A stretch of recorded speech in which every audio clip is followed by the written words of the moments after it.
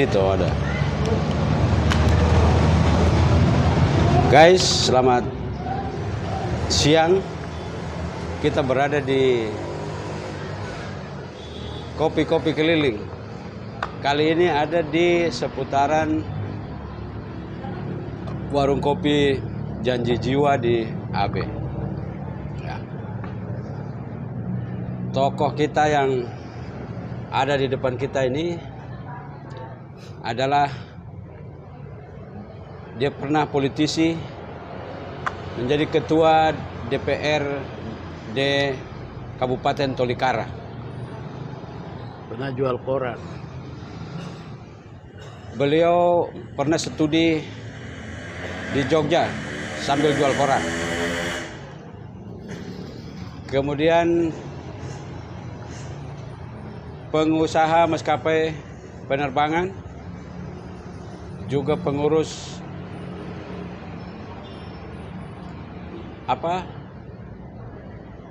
lembaga keuangan ini Jamkrida. Sama kemarin baru dilantik sebagai wakil sekretaris di Partai Demokrat. Namanya Timi Gurik. Selamat sore, Bung Timi. Sore. Lama kita rencana untuk duduk, karena banyak sekali yang bisa digali, terutama untuk kita punya anak-anak milenial. Satu hal yang ada tidak bisa pisahkan itu adalah perintis pertama sekolah Gidi di Australia. Itu saya menarik sekali itu bagian itu, karena ini bagian dari transformasi budaya. Coba Bung cerita sedikit. Bung, terima kasih. Abang Munib ini seorang tokoh yang sangat terkenal ya. Banyak bimbing anak-anak Papua untuk berpikir kritis, baik secara pikiran, tetapi pikiran-pikiran itu harus ditaruh di narasi kertas yang biasa Pak Ceni dia bimbing. Sampai hari ini masih sehat, mantap, semangat untuk tanah Papua. Siap. Sebenarnya itu berawal dari pikiran seorang pendeta atau misionaris yang bernama Max Winch, atau nama panggilan itu Kondalan. Kondalan itu nama sungai salah satu tempat di Karubaga, Konda, dan dia diberi nama oleh orang tua atau masyarakat di kampung menggunakan nama itu. Dan beliau sudah sebelum datang ke Papua sudah ada pikiran bahwa dia mau datang ke Papua itu untuk fokus pada pengembangan holistik, yaitu ekonomi rakyat atau ekonomi jemaat, dan sumber daya manusia dan pendidikan formal maupun informal. Setelah dia tiba di Papua, ditugaskan di Mamit atau Kembu sebagai basis kerja di sana, dan pada waktu itu visi dia itu terus membara, dan dia merasa bahwa anak-anak di Toli ini atau Tolikara ini harus menempuh dua jalur pendidikan, formal maupun informal. Dan visi itu terus dia bagi atau share ke gereja dan juga ke badan misi. Ada pro kontra, ada yang menerima, ada yang tidak. Dan bilang, ini belum waktu, ini terlalu cepat. Dorang baru selesai dari Saman Batu, ya, lalu Injil, IT, terlalu cepat sekali lompatan ini. Jadi harus bertahap. Belum saatnya anak-anak ini atau generasi ini dikirim ke luar negeri. Tetapi ada betul-betul ada satu pertentangan batin dengan teman-teman misi yang lain, dan beliau langsung berpikir bahwa kalau memang harus ada yang mengalah demi visi, saya saja yang mengalah. Akhirnya dia mengalah, pulang ke Australia, tetapi visi itu terus disampaikan dan meminta supaya mau mengadakan satu percobaan. Waktu itu dia suruh saya yang jadi bilang, kelinci. Iya, seperti kelinci percobaan lah. Dia bilang, oke, kalau begitu saya uji coba Timmy dulu. Saya juga kaget, terkejut saat itu. Ya, dan langsung ke Australia. Seperti itu, Pak. Itu awal dari pikiran awal dari seorang misi yang bernama Max Winch atau Kondalan. Kondalan nama tanah ya. Kondalan nama tanah. Konda itu nama sungai di Tarubaga. Begitu, Abang. Guys, kita kelihatannya perlu pindah ke dalam supaya ini momen yang akan menjadi seumur hidup untuk generasi. Jadi ini banyak sekali suara-suara motor. Ya, ini terlalu ramai ini. Nanti adalah tokoh yang diproyeksikan untuk mendapatkan satu penggemblengan di salah satu tempat studi di Australia oleh salah satu tokoh misionaris, sehingga pada saat dia harus pergi sendiri itu merupakan satu perjalanan yang unik sekali. Mungkin langsung saja cerita itu dari yang bersangkutan. Ya, Ketika harus berangkat. saat berangkat itu memang termasuk unik ya. Waktu itu tahun 90. Ya, saya disuruh berangkat hanya cukup membawa noken dan buku, yaitu buku Alkitab. Tidak ada buku-buku lain lagi dengan paspor lah. Jadi waktu berangkat itu memang zero English, tidak tahu bahasa Inggris sama sekali karena ada jaminan untuk saya belajar di sana. Jadi saya berangkat menggunakan Qantas.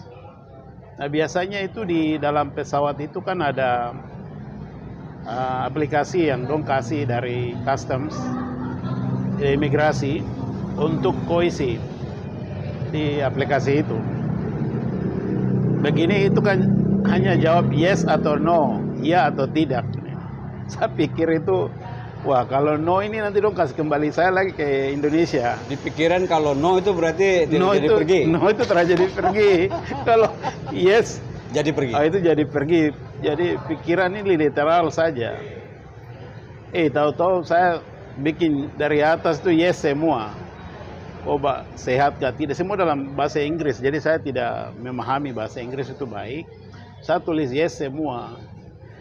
Oh, sakit kah tidak, alergi kah tidak, bawa uang kah tidak. Yes semua, iya, yes, yes, yes, yes, yes. Sampai di ujung di bawah pramugari, dia lihat saya, baru dia bilang, are you sure? Saya bilang, ya. Oh, oke. Sudah, dia langsung bawa kumpul itu, kertas-kertas itu, sebelum landing ini. Tiba di airport begini, di bandara di Sydney, langsung saya dijemput sama orang imigrasi.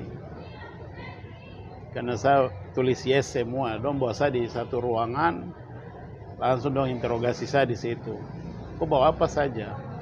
Asal barang ini saja. Baru yang kau tulis yes ini.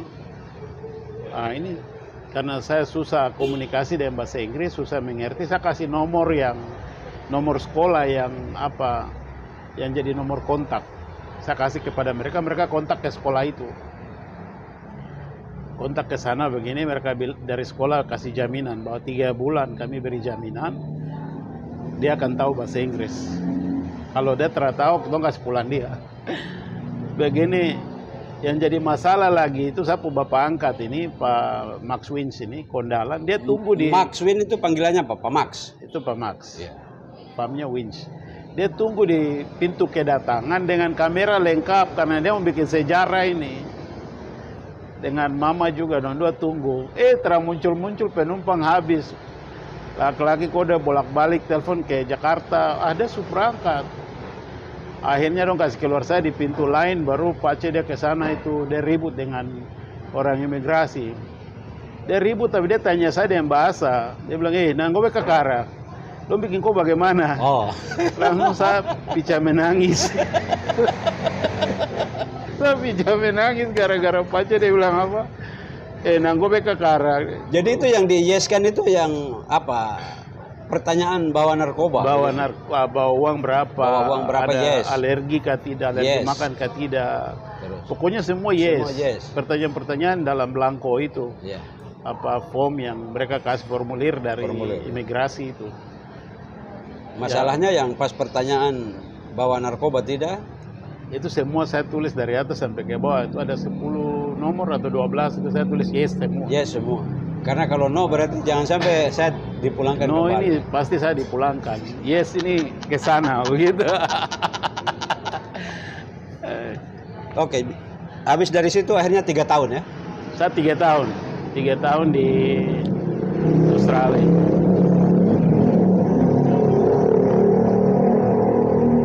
Ya. Akhirnya tidak jadi dipulangkan karena dalam 3 bulan bisa bahasa Inggris. 3 bulan bahasa Inggris. Itu gimana cara belajarnya?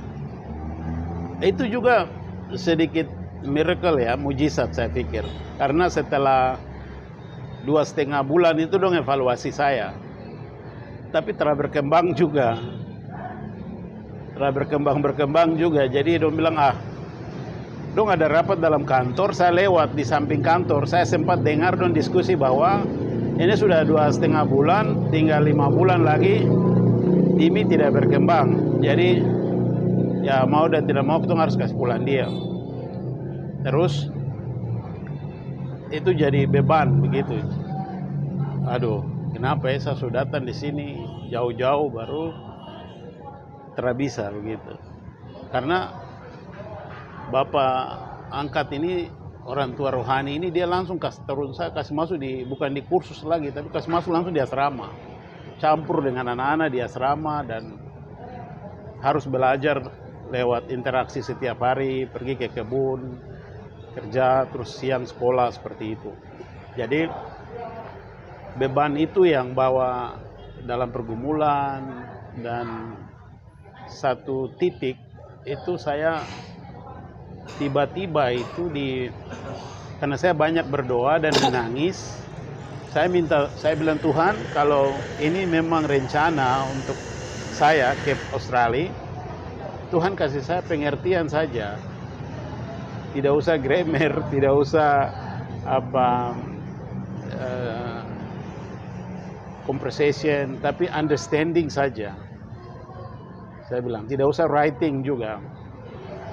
Tapi yang penting saya mengerti dia puisi begitu. Saya minta Tuhan itu dalam berapa 5 bulan itu saya pakai waktu banyak untuk sendiri berdoa, meditasi, dan pada satu hari itu di tengah malam itu seperti saya punya pikiran ini seperti diputar begitu. Tapi saya tidak tahu itu apa yang memutar saya.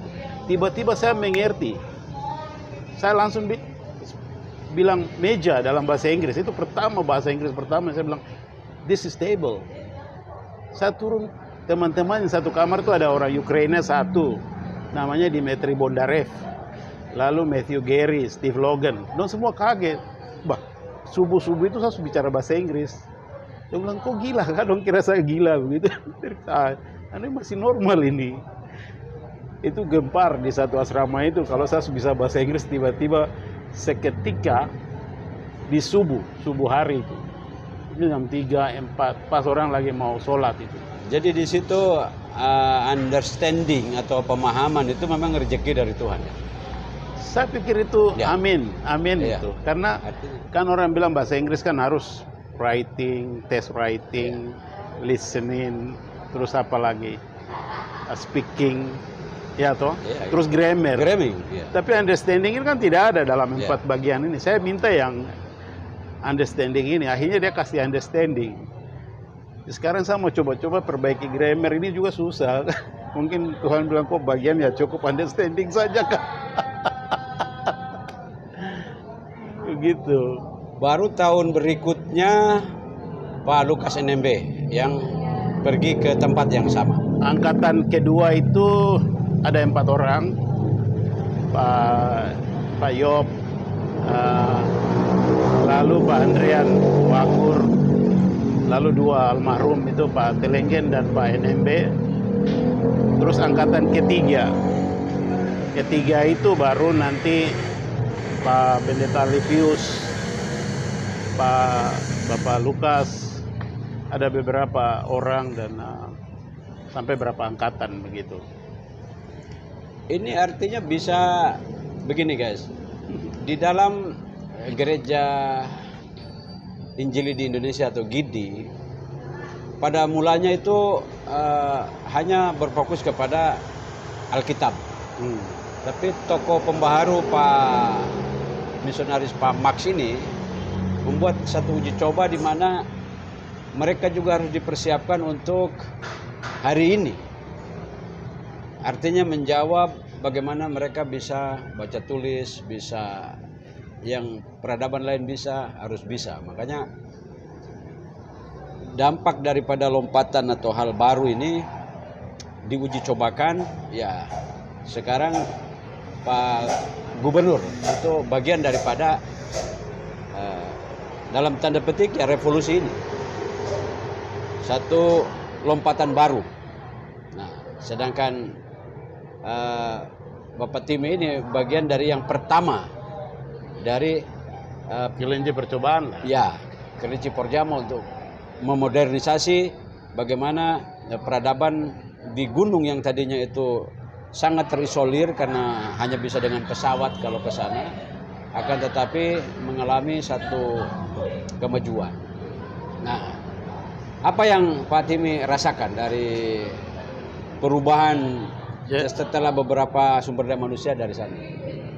Jadi ini sebenarnya pikiran Pak Max Wins itu beliau sudah nyatakan itu di tahun 77 ya, waktu gejolak 77 di pegunungan.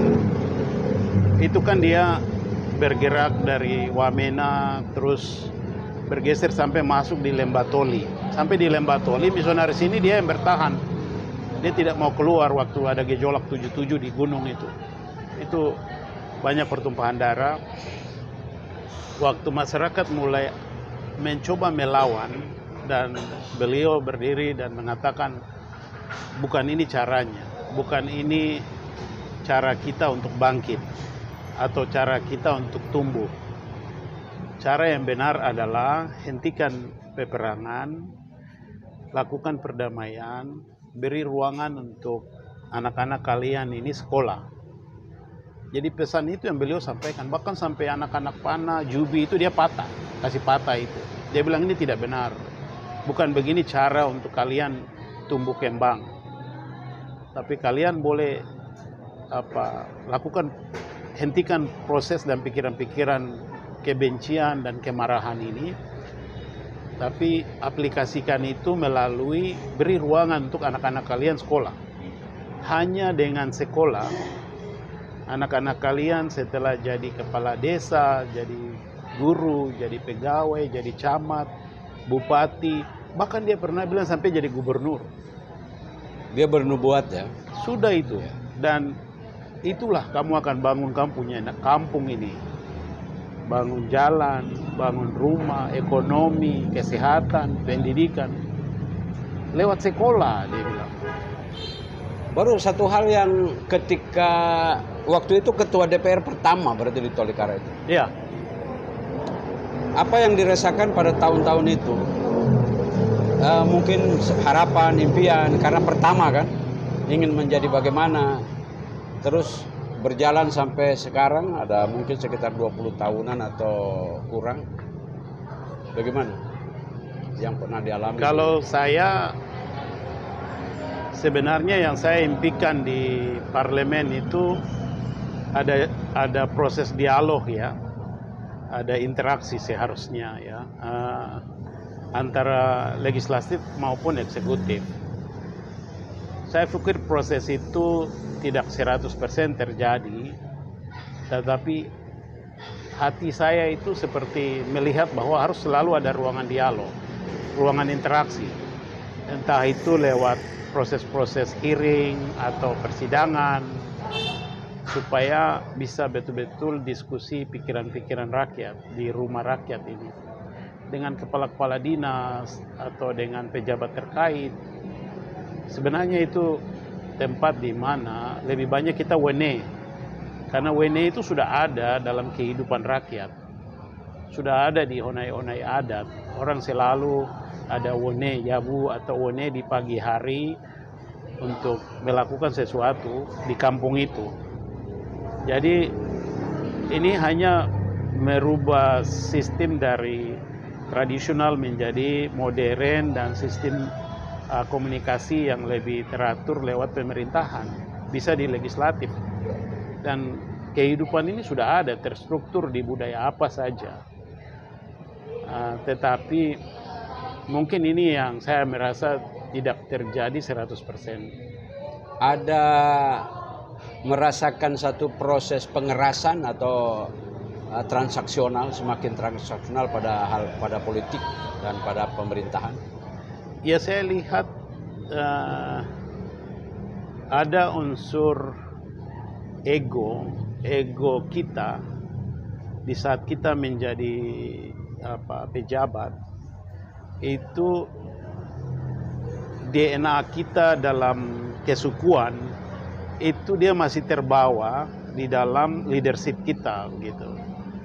Jadi waktu kita menjadi pemimpin, seharusnya kita lebih menjadi pelayan. Tuannya siapa ya? Rakyat itu. Tetapi karena ego itu, dominasi DNA sebagai kepala suku, big man, orang besar, saya juga bisa, saya tete dulu juga kepala perang, itu tidak berhenti, dia masih terbawa sampai ke sini, yang seharusnya kita lebih menjadi hamba untuk menolong rakyat. Rakyat ini kan tuan sebenarnya, tapi seringkali karena kita sudah ya dijabat sebagai pemimpin dan merasa berkuasa, seringkali komunikasi itu menjadi jalan sumbat. Saluran-saluran itu susah untuk dibuka. Sebenarnya kalau kita duduk seperti begini, cerita, diskusikan masalah rakyat punya masalah ekonomi atau kesehatan, infrastruktur, sebenarnya bisa selesai kalau ego itu kita taruh di ruangan lain.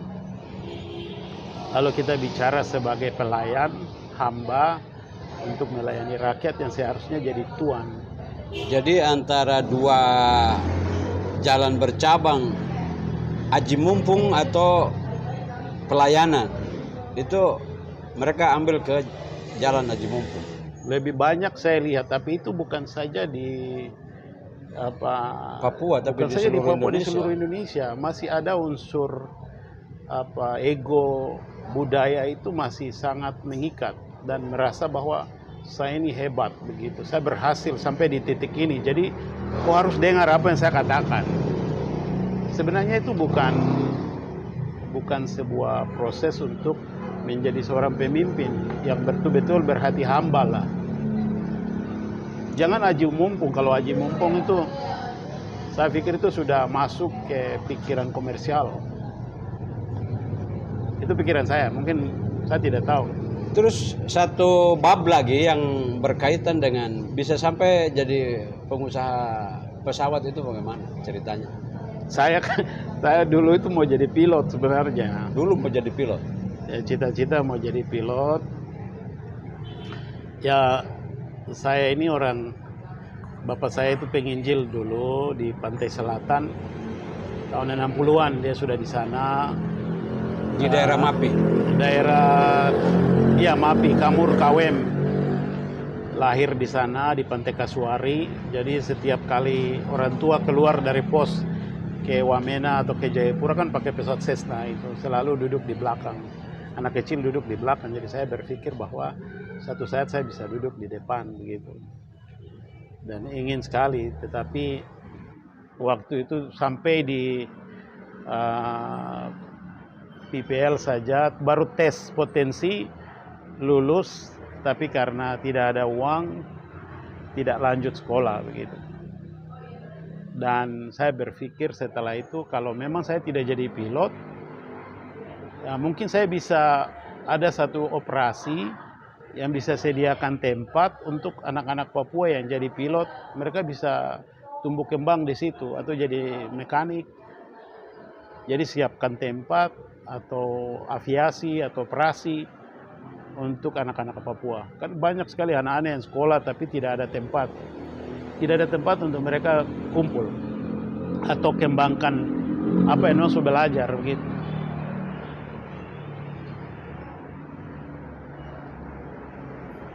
Jadi kasih kesempatan kepada orang lain toh. Sampai sekarang. Sampai sekarang.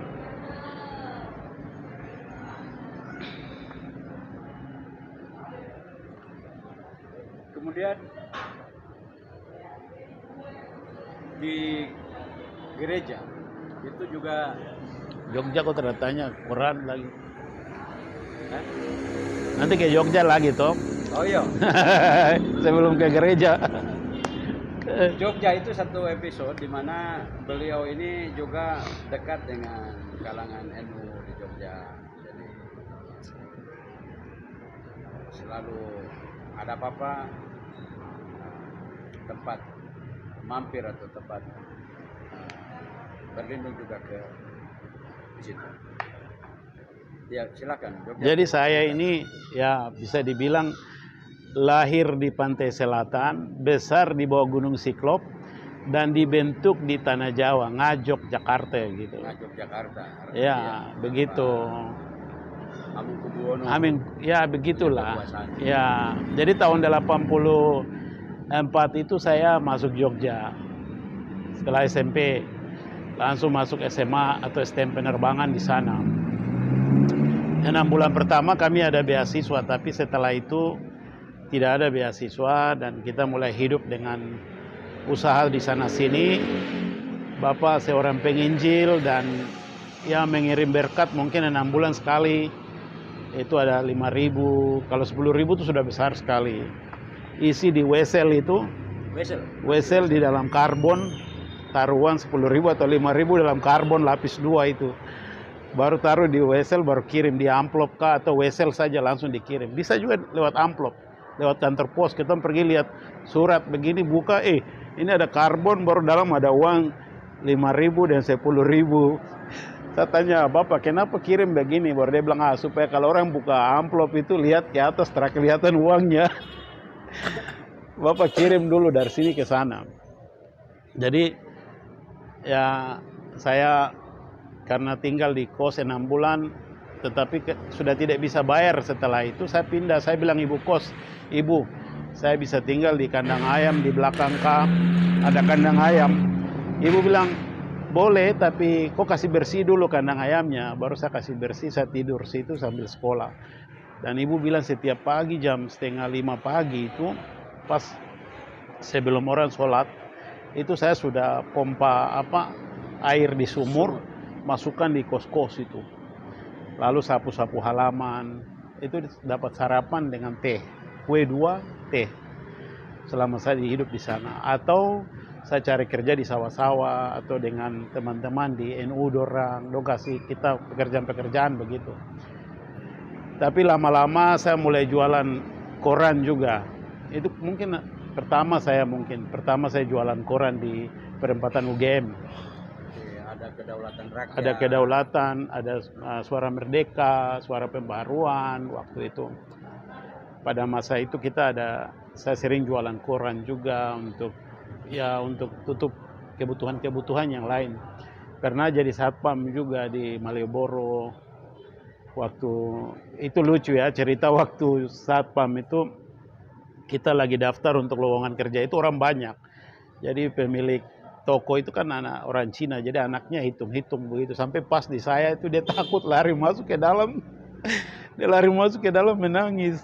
Ini dia, bapak kenapa baru ini apa ada mas-mas yang berdiri, don takut juga. Orang Jawa ini sopan luar biasa, don takut bilang laki-laki ireng di belakang gitu. Tapi Pak pemilik toko itu orang Cina, dia keluar, kenapa ya?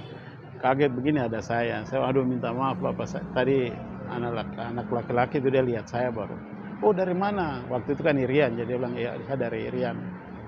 Oh begitu ya, sudah mari, sudah cerita ke dalam, ternyata saya diterima juga di Malioboro itu untuk satpam. Jadi ya saya pernah jadi satpam, penjual koran, narik becak di sana terlalu tinggi.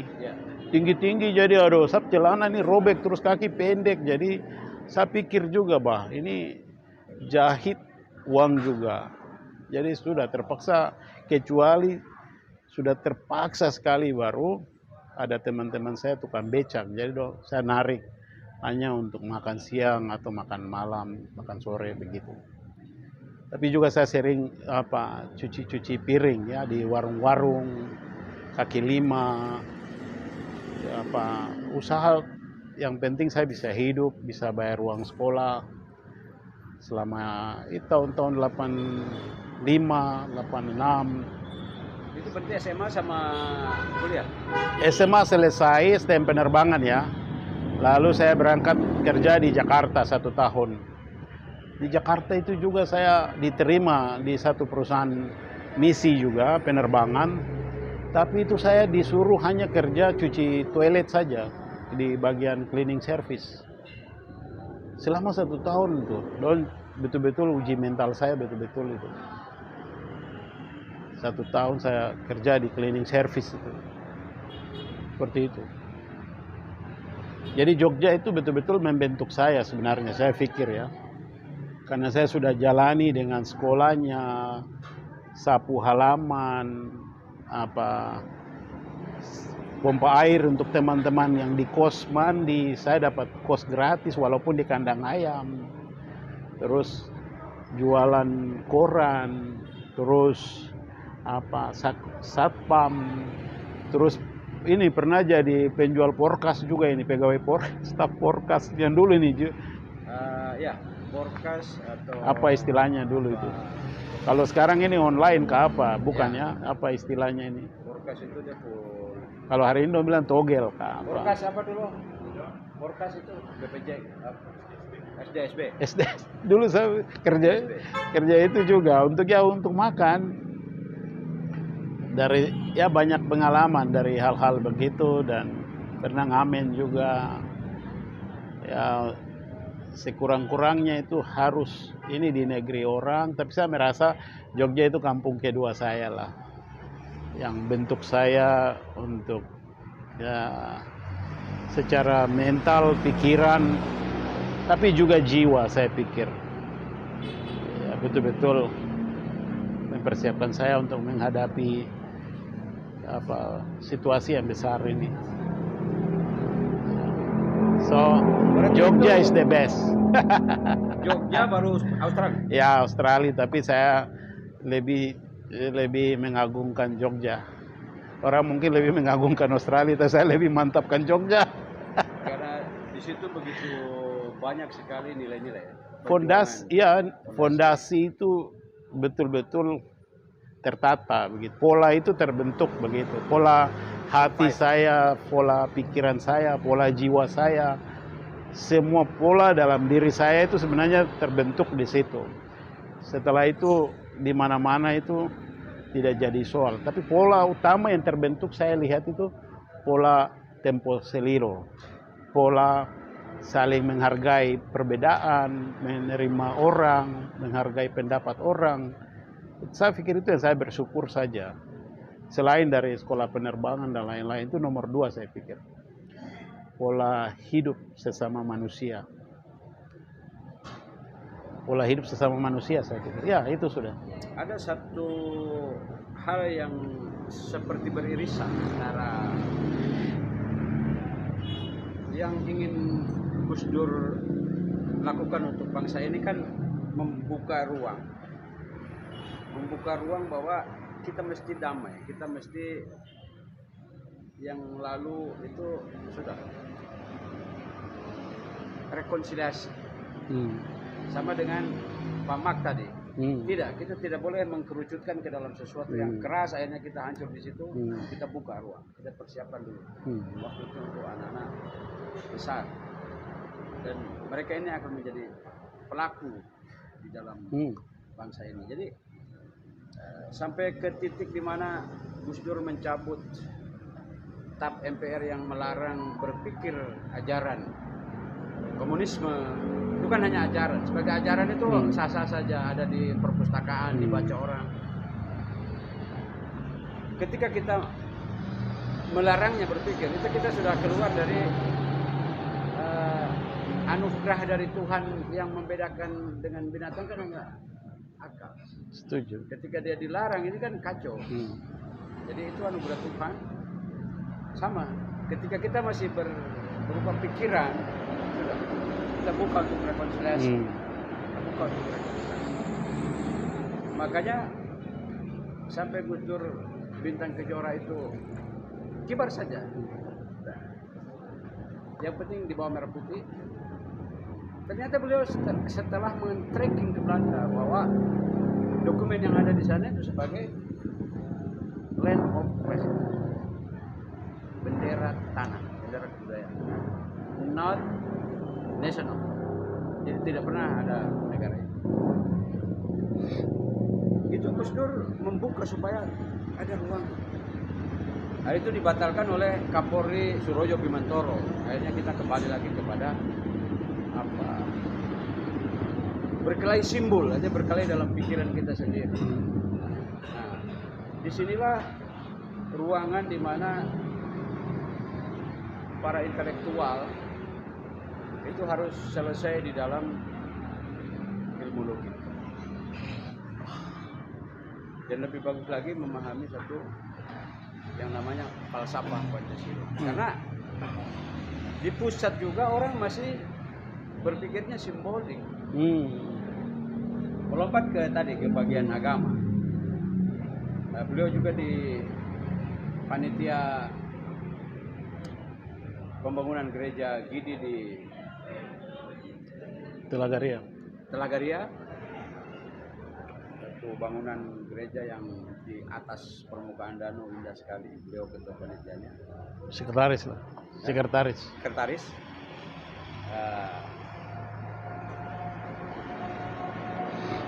Dinamika pemikiran di dalam gereja mungkin sedikit di. Ya, mungkin sebelum itu saya satu hal saja. Memang seperti yang tadi Abang katakan, itu perlu ada ruangan. Ruangan itu yang seringkali saya mau kasih kakak ruangan atau tidak, begitu. Atau kakak mau kasih saya ruangan macam sekarang ini. Kakak kasih saya ruangan, berarti ada kakak harus sediakan waktu, menit dan detik untuk duduk. Harus tinggalkan yang lain dan duduk yang ini.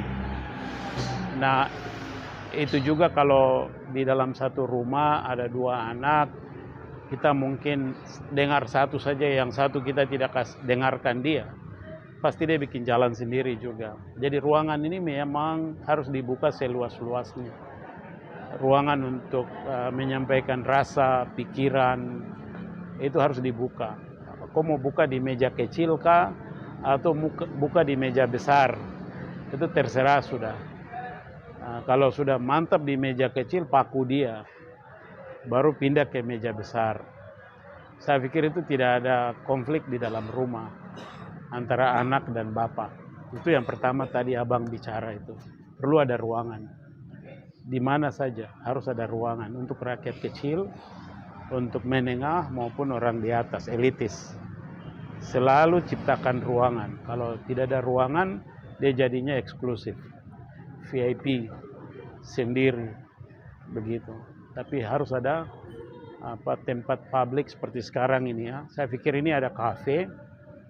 Tapi ini juga dia ciptakan ruangan publik orang bisa datang duduk dan cerita, sharing. Jadi kita merasakan kopi, tapi kita merasakan ada ruangan free untuk kita orang dua berinteraksi atau cerita atau membagi cerita yang bisa kuatkan saya, tapi juga kuatkan kakak, atau yang kakak ada bikin ini cerita ini nanti dong dengar, adik-adik dong dengar, atau kakak-kakak atau siapa saja akan dengar. Nah yang kedua, sebenarnya konsep di atas telaga ya, atau di atas danau bukan telaga, tapi daerah itu memang telaga, namanya Telaga Ria. Kita pilih di atas bukit, tujuannya supaya itu konsepnya ada Honai, tapi lebih besar ada konsep budaya di Sentani untuk melihat bekerja sama. Itu seperti jadi tempat di mana untuk orang berpikir, berdoa untuk mengembangkan pelayanan. Maka itu dia tertata di atas bukit. Itu sekarang masih dalam proses pembangunan seperti itu, dan itu akan jadi ada restorannya, ada tempat penginapannya untuk pelayanan gerejani, tapi juga ada juga tempat pelatihan seperti itu. Lebih ke lingkungan, ke alam, ke dekat dengan alam dan lingkungan gitu. Untuk menjaga lingkungan. Itu yang kita buat sekarang. Ini yang terakhir. Adik tim ini pada saat dia masih muda, itu di tahun saya pertama mendirikan Papua Pos, datang ke kantor redaksi saya membawa satu artikel. Masih ingat? Masih. Setelah saya baca artikel, saya kaget karena tidak pernah ada satu artikel dari satu intelektual dari pegunungan. Karena di era itu, di sekitar 2001, itu intelektual masih di daerah pesisir.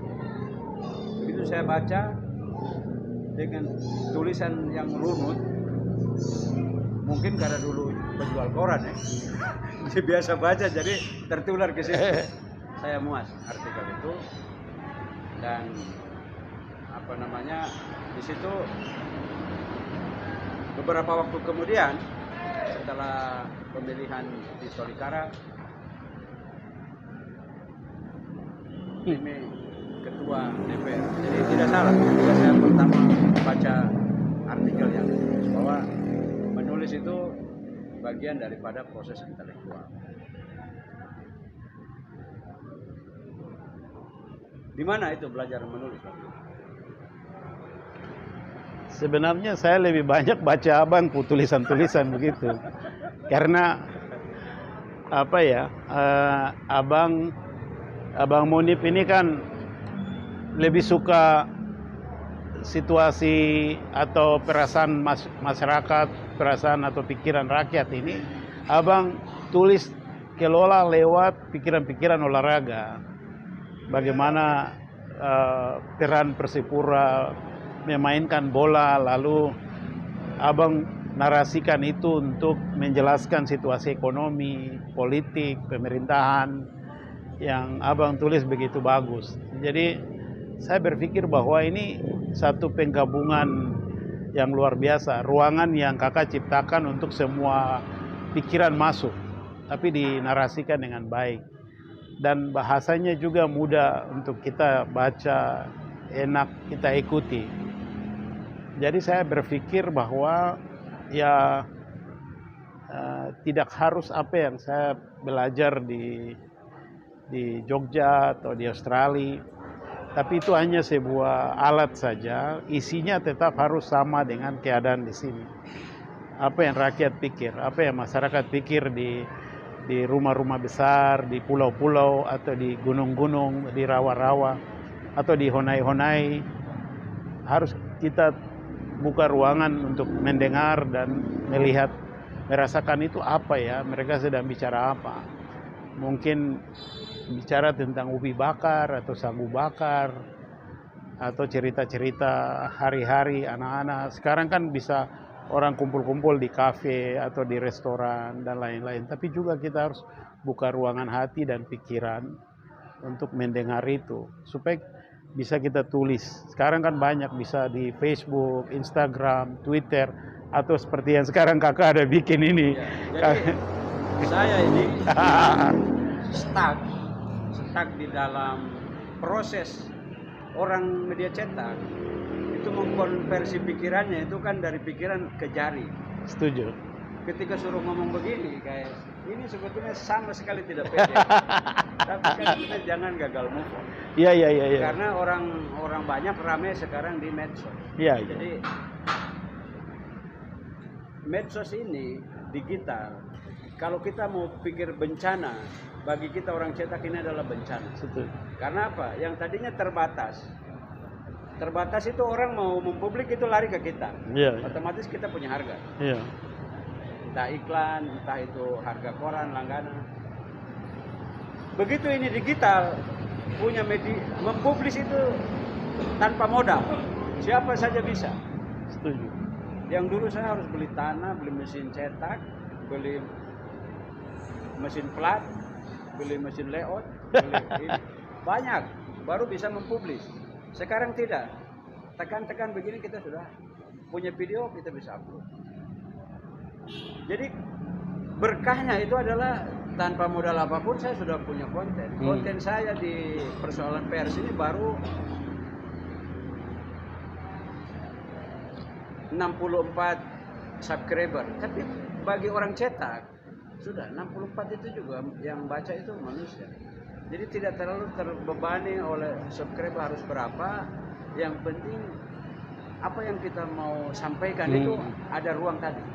Kakak buka ruangan toh. Ya. Ruangan baru di media dan level yang berbeda, tapi orang di bawah ini bisa di atas maupun di bawah bisa lihat kakak lagi, dengar kakak pikiran, kakak pu hati, iya toh. Jadi saya memilih untuk mensyukuri ini anugerah karena Amin, tidak amin. perlu modal, Amin. bisa langsung punya ruang, Iya. publis. Seperti itu. Saya lihat juga berapa bulan lalu ya sebelum saya ketemu kakak dengan barang ini, saya lihat kakak macam soak, malas berpikir, macam seperti bunga yang sudah mekar tapi dia mati kembali. Sekarang itu kakak mekar. Kenapa? Kakak itu tipe orang yang suka beri ruangan, beri kesempatan. Dan itu yang saya waktu kita mulai dengan ada teman saya di orang Belanda namanya Herten, kita mulai sekolah penerbangan untuk anak Papua. Itu kesempatan bagi yang tidak punya kesempatan. Kita mulai di Wamena. Itu banyak anak-anak dari Papua yang kita kasih kesempatan. Bahkan anak-anak lahir besar di Papua, anak Jawa yang ikut juga lahir besar Papua, yang orang tuanya sudah mengabdi puluhan tahun di sini. Dia anak Papua juga. Kita kasih kesempatan dia ikut sekolah itu, mekanik dan pilot. Tapi kita lihat harus ada satu ruangan lagi itu untuk anak-anak kecil. Jadi kita mulai buka TK, kita buka SD, kita buka SMP. Jadi mulai dari kita mau yang bagus sekolahnya, jadi harus national plus begitu. Tapi semua orang boleh masuk karena kita tidak bicara ini kok harus ajar dogma ini, doktrin ini, itu urusan pribadi, itu ruangan pribadi. Tapi yang ruangan umum itu yang seperti kakak bikin ini ruangan umum. Jadi kita harus banyak menciptakan ruangan-ruangan umum yang dimana orang merasa welcome, orang merasa semua sama, orang semua merasa kita ini punya hak sama, punya kesempatan sama. Itu yang harus kita ciptakan lebih besar. Dengan budaya tempo seliro sebenarnya di Indonesia ini sudah ada. Tapi kalau mau bikin diri jadi eksklusif, itu pasti ada bentrok. Boleh juga. Guys, ada satu yang blank di dalam pikiran saya adalah yang juga mengenai tentang tokoh kita Tim Putih adalah sekolah adat OP Anggen. Itu yang lupa saya tanyakan. Itu kapan ada, bagaimana pemikirannya, apa kabarnya sekarang? Ya sebenarnya saya itu bukan saya pencetusnya ya. Yang punya visi itu namanya Scotty. Sama juga dengan sekolah penerbangan ini. Saya seperti pelengkap visi begitu. Pelengkap visi ya. Untuk membantu merealisasikan visi itu, untuk taruh di tanah dia bisa tumbuh. Seperti sekolah penerbangan yang kita buka, tapi itu informal juga karena untuk lisensi kita kirim dong ke Jawa, Jakarta atau di luar negeri. Opanggen juga sama, itu lahir dari pikiran teman saya namanya Scotty Wisely, dan dia share ke saya bilang dulu dia lebih fokus ke pemuda sampai orang tua. Pemuda sampai orang tua, saya bilang itu akan buang waktu. Karena orang tua itu sudah matahari sore begitu. Jadi jangan buang energi banyak di situ, maaf. Tapi kalau kau mau investasi, buka ruangan untuk masa depan, bikin potong generasi mulai dari TK. Akhirnya dari TK sampai di pemuda. Lalu pikiran itu kita dua mulai bagi, dan ya saya mendampingi dia untuk membuat yayasan jalan. Dan ya puji Tuhan ini sudah penamatan, kemarin penamatan kedua untuk SMA Opanggen. Jadi sudah ada TK, SD, SMP, SMA Opanggen. Dulu kami yang jaga, lindungi, tapi setelah itu kami serahkan sekolah ini ke gereja.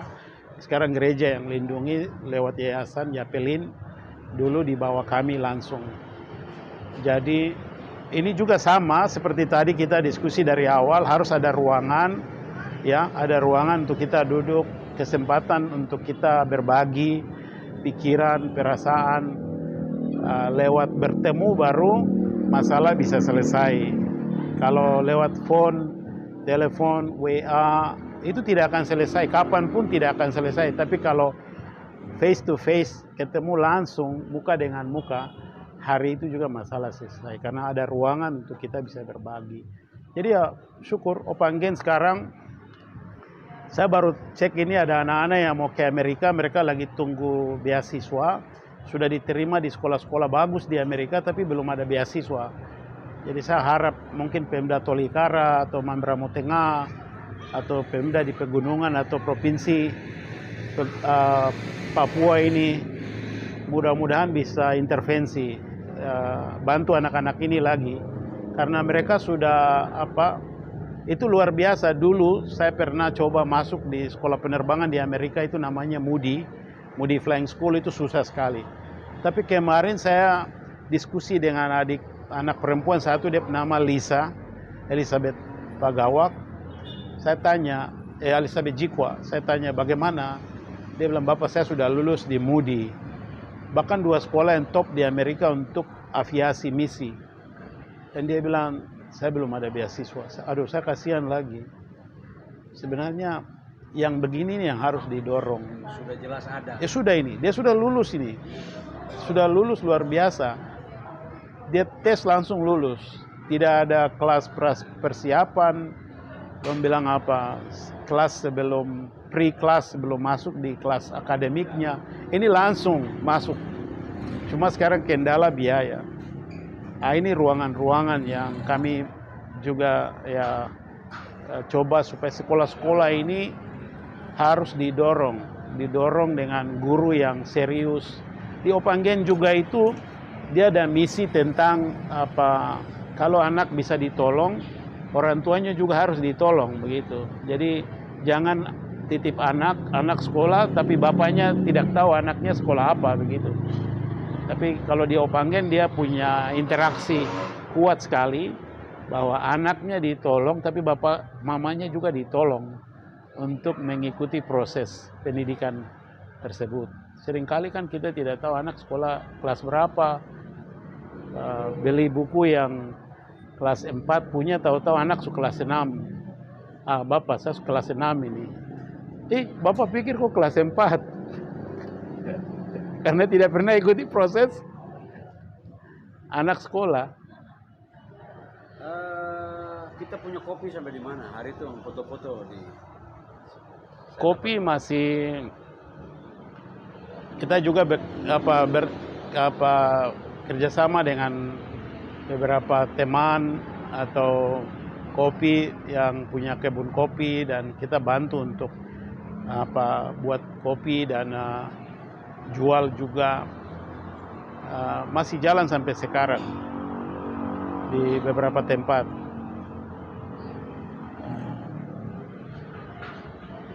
Itu menyongsong transportasi darat sampai di pelabuhan itu ya. Truk itu pulang harus bawa kopi. Yang konsep kita pertama itu. Iya. Dia tidak boleh pulang kopi. Ya, kalau pesawat ke kampung-kampung, dia kembali, kita suruh pilot belanja kopi juga. Masyarakat punya kopi yang ada di kampung-kampung itu. Sementara begitu. Kita suruh beli dengan harga yang bagus. Jangan kau tawar, tapi beli sesuai dengan apa yang don jual. Jangan kau kurangi harga. Kalau memang harganya kurang, kau kasih tahu dorang bahwa harga yang sebenarnya yang kamu bisa jaga itu ini harganya, supaya mereka juga ada dapat untung. Dan itu mereka bawa pulang untuk kita proses kopi itu, dan hasil dari situ juga dia kembali ke sekolah juga, bantu sekolah, bantu kegiatan seperti di Wamena, di Lentera itu kita lakukan hal seperti itu. Ada advokasi untuk kopi, tapi juga untuk sekolah, bantu sekolah untuk dia berkembang. Jadi ya kita lihat dampaknya besar. Walaupun tidak terlalu kita buka ke orang atau kita kasih informasi luas, tetapi ini ada ruangan-ruangan yang tercipta untuk orang-orang yang tidak dapat kesempatan di setiap ruangan. Baik guys, kita sudah sekitar 1 jam dengan tokoh intelektual kita dari pegunungan, tokoh yang diikuti oleh adik-adik generasi berikutnya yang sudah berpikir cukup luas. Terima kasih banyak. Terima kasih ya Bang Monif.